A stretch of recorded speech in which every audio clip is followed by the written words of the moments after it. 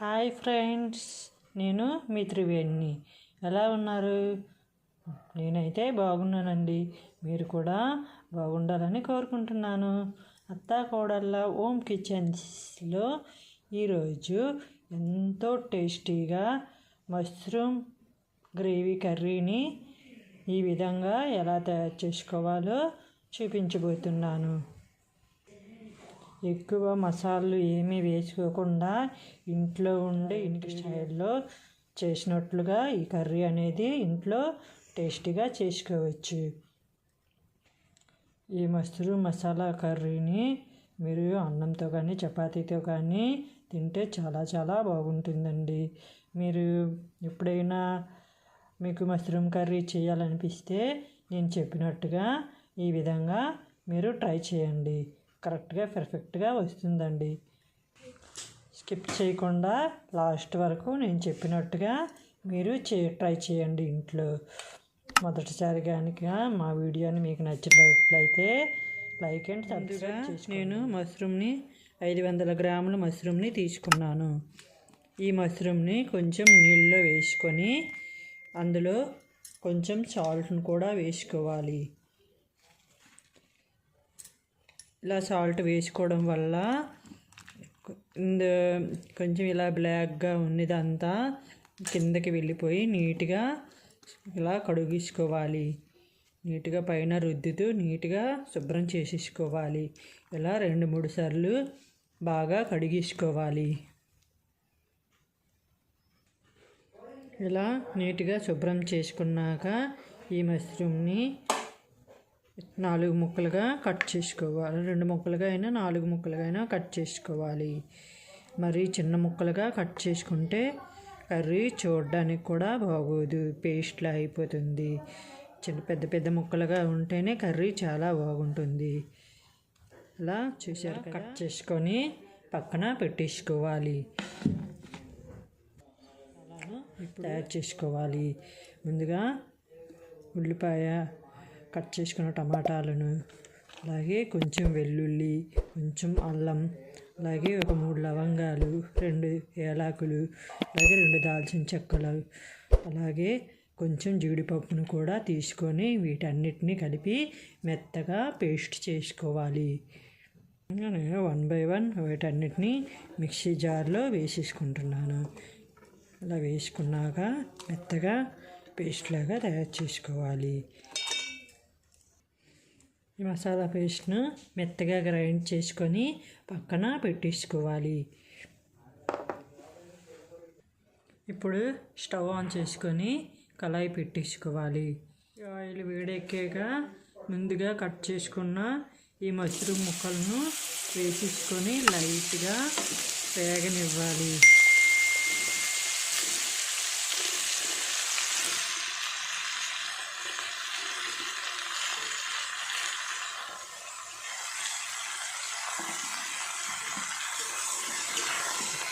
ఇలా లైట్గా కొంచెం మెల్లిగా కలుపుకోవాలి.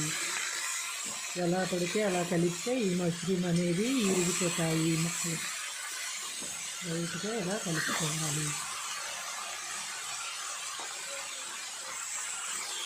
కొంచెం సాల్ట్ని కూడా వేసుకోవాలి. సాల్ట్ని వేసుకొని మరోసారి ఇలా మెల్లిగా కలుపుకోవాలి.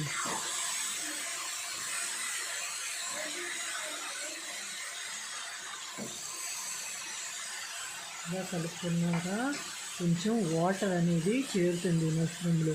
ఈ వాటర్ కొంచెం చేరిన తర్వాత మష్రూమ్ అనేది కొంచెం లైట్గా ఉడికించుకోవాలి. చూసారు కదా ఫ్రెండ్స్, వాటర్ ఎలా చేరిందో. ఈ వాటర్లో లైట్గా ఉడికించుకోవాలి. ఇలా మష్రూమ్ అనేది లైట్గా ఉడికించుకోవడం వల్ల పచ్చివాసన అనేది రాదనమాట. ఇలా పచ్చివాసన పోయేంత వరకు లైట్గా ఉడికించుకోవాలి. ఇలా ఉడికించుకుంటే కర్రీ అనేది చాలా టేస్టీగా బాగుంటుంది. చూసారు కదండి వాటర్ ఎలా చేరిందో. ఈ వాటర్లో మష్రూమ్ అనేది ఎంత చక్కగా ఉడుకుతుందో. అలా మరీ ఎక్కువగా ఉడికించుకొని అవసరం లేదు. కొంచెం లైట్గా ఇలా ఉడికించుకొని మష్రూమ్ అనేది సపరేట్గా చేసి వాటర్ అనేది పచ్చివాసన పోయేంత వరకు మష్రూమ్ని అలా ఉడికించుకోవాలి.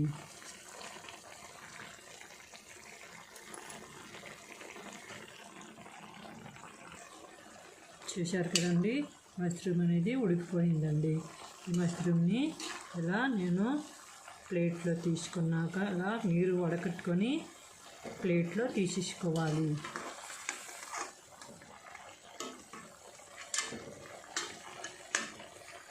చూశారు కదండి, ఇలా ప్లేట్లో తీసేసుకొని పక్కన పెట్టేసుకోవాలి. అలాగే ఈ కడాయిలో ఉన్న వాటర్ని బయట పడేయాలి.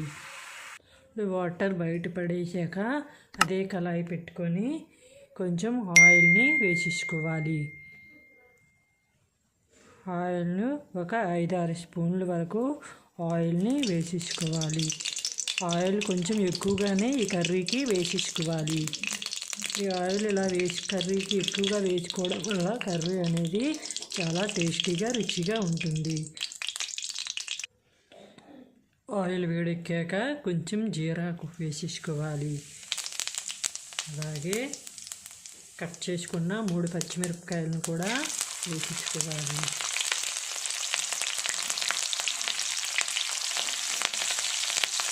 అలాగే ఇప్పుడు కరివేపాకును కూడా వేసేసుకోవాలి.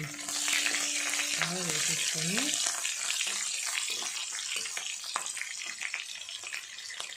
అలాగే ఒక 2 బిర్యానీ ఆకులను కూడా వేసేసుకోవాలి.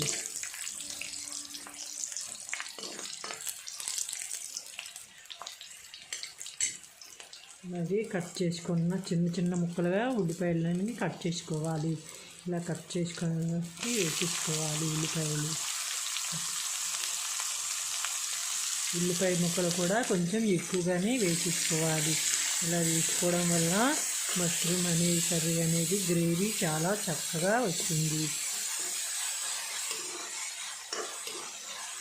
ఈ ఉల్లిపాయ ముక్కలు కూడా పచ్చి వాసన పోయేంత వరకు బ్రౌన్ కలర్లో లైట్గా వేయించుకోవాలి.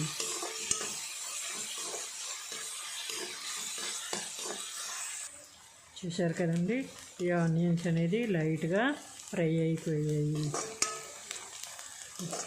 ఇలా ఫ్రై అయ్యాక ముందుగా తయారు చేసుకున్న ఈ మసాలా పేస్ట్ని కూడా వేసేసుకోవాలి.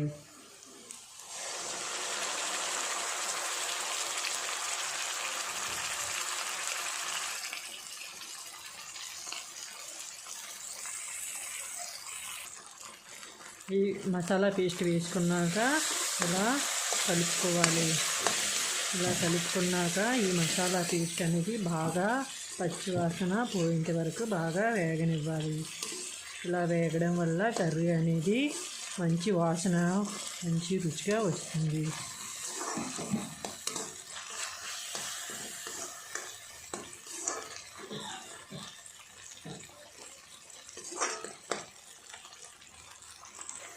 ఈ మసాలా అనేది ఆయిల్ పైకి వచ్చేంత వరకు లో ఫ్లేమ్లో మసాలాను వేయించుకోవాలి.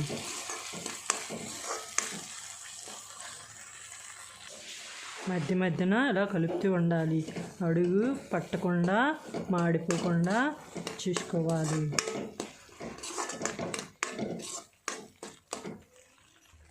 చూశారు కదండి, ఆయిల్ అనేది ఎంత చక్కగా పైకి వస్తుందో. ఇప్పుడు మసాలా కొంచెం వేగిపోయిందండి. దీంట్లో 1 టీ స్పూన్ వరకు పసుపు, అలాగే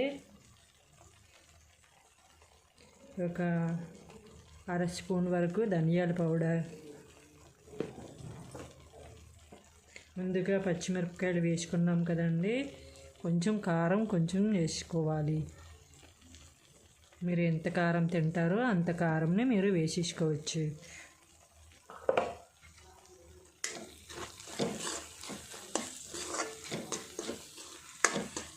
కొందరు ఎక్కువగా అయితే స్పైసీగా ఉండే కర్రీనే ఇష్టపడతారండి. మా ఇంట్లో అయితే మేము లైట్గా కొంచెం కారం తక్కువగానే తింటాము. మీరు ఎంత కావాలనిపిస్తే అంత వేసేసుకోవచ్చు కర్రీలో. ఇలా వేసేసుకున్నాక అన్నిటినీ ఇలా కలుపుకొని మరి కొంచెం మసాలాను వేగనివ్వాలి. సరే అన్నీ వేసాక ఆయిల్ అనేది ఎంత బాగా పైకి వస్తుందో. ఇప్పుడు మసాలా అనేది వేగిపోయిందండి. ఇలా మసాలా వేగాక ముందుగా లైట్గా ఉడికించుకున్న ఈ మష్రూమ్ ముక్కలను కూడా వేసేసుకోవాలి.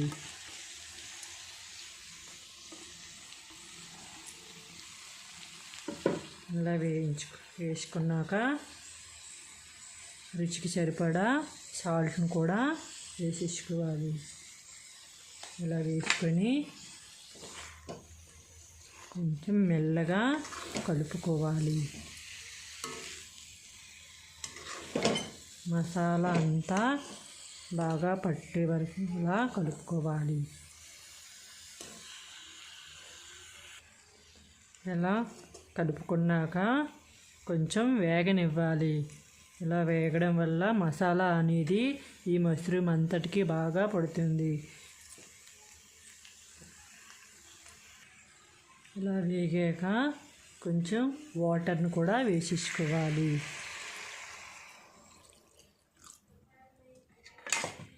వేసుకున్నాక ఇలా కలుపుకోవాలి.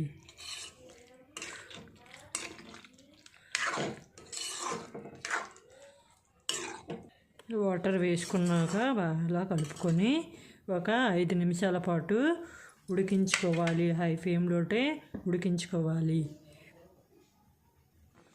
ఈ కర్రీ అనేది దగ్గరగా అయ్యేంత వరకు కొంచెం ఉడికించుకోవాలి. కొంచెం ఉడికాక కొంచెం అర స్పూన్ వరకు గరం మసాలాను కూడా వేసేసుకోవాలి. వేసేసుకొని మరొకసారి ఇలా మెల్లిగా కలుపుకోవాలి. ఈ కర్రీ అనేది చాలా టేస్టీగా ఎంతో బాగుంటుందండి. చపాతీతో కానీ బిర్యానీతో కానీ వేడివేడి అన్నంతో కానీ తింటే చాలా చాలా బాగుంటుంది.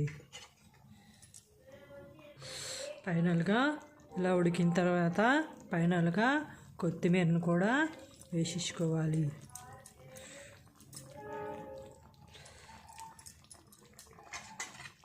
కొత్తిమీర వేసుకొని ఇలా కలుపుకొని చూశారు కదండి, మష్రూమ్ కర్రీ అనేది అంత చక్కగా గ్రేవీలాగా తయారైందో.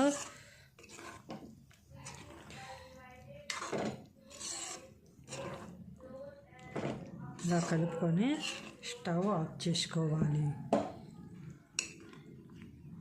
చూశారు కదండి ఎంత చక్కగా ఉందో.